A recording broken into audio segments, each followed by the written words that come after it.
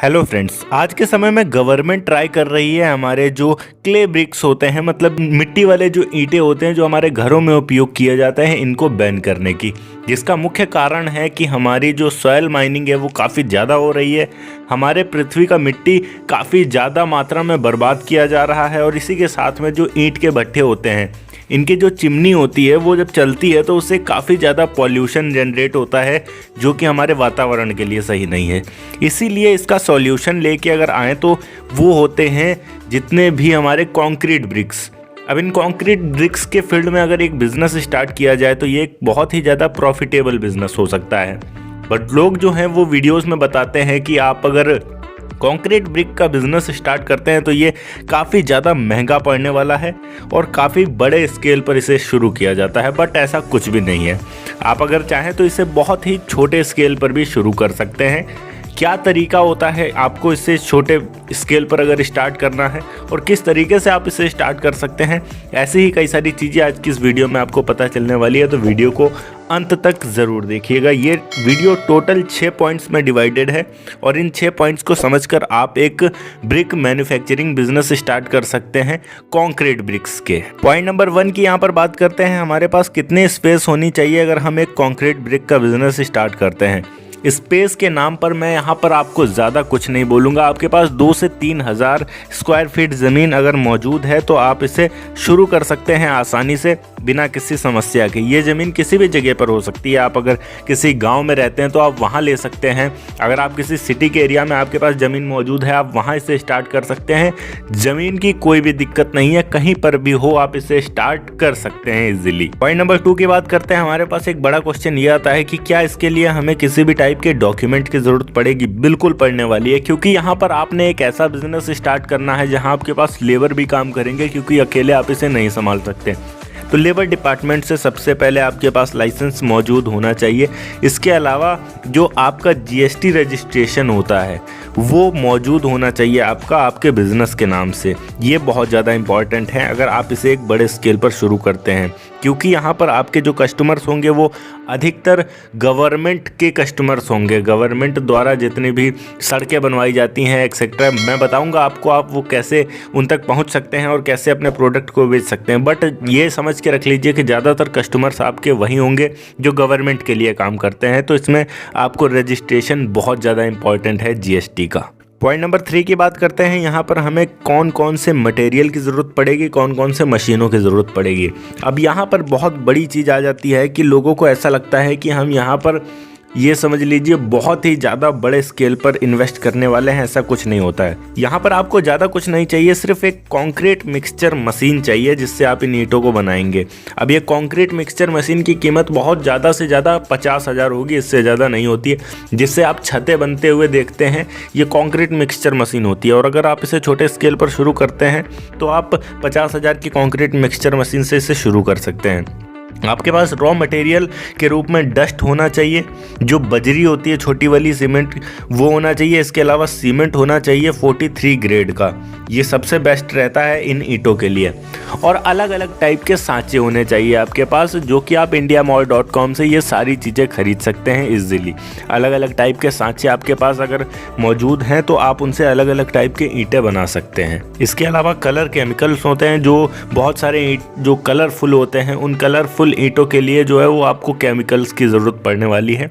आप वो ले सकते हैं, या फिर बाकायदा ईंटों में डालने वाला जो कलर आता है, कलर सीमेंट आता है, वो ले सकते हैं। पॉइंट नंबर 4 की बात करते हैं। यहाँ पर हमें मैन पावर कितनी चाहिए अगर हम इस बिज़नेस को स्टार्ट करते हैं।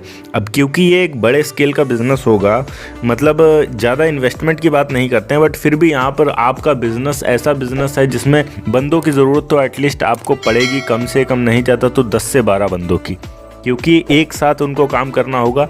इसे 2 या 3 बंदे नहीं संभाल सकते हैं। तो आप देखिए आपके आसपास में कौन से ऐसे बंदे हैं जो आपके लिए काम कर सकते हैं, उनको आप इस हिसाब से हायर कर लीजिए कि जब हमारे पास ऑर्डर्स आएंगे तब हम आपको बुलाएंगे और आपको आकर काम करना है।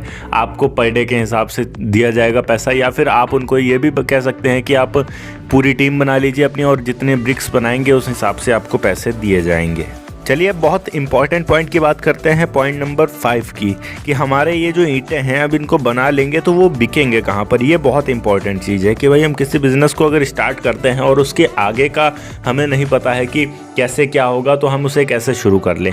तो इसको बेचने के लिए सबसे इम्पॉर्टेंट चीज़ है कि आप अगर किसी विलेज एरिया में रहते हैं तो आप अपने आसपास के प्रधान से, सरपंच से या मुखिया, जो भी आपके गांव में बोला जाता हो, वैसे अलग अलग राज्यों के हिसाब से अलग अलग हैं। जैसे कि पंजाब में अगर आप जाते हैं तो वहाँ सरपंच बोला जाएगा, या फिर अगर आप झारखंड साइड या बिहार साइड जाते हैं तो वहाँ मुखिया बोला जाता है। एंड अगर इधर हरियाणा उत्तर प्रदेश तरफ आते हैं तो इधर अधिकतर जगहों पर प्रधान बोला जाता है। तो आपके एरिया में जो भी बोला जाता हो आप उनसे कॉन्टैक्ट करिए और उनसे पता करिए। तो आपके एरिया में जो भी बोला जाता हो आप उनसे कॉन्टैक्ट करिए।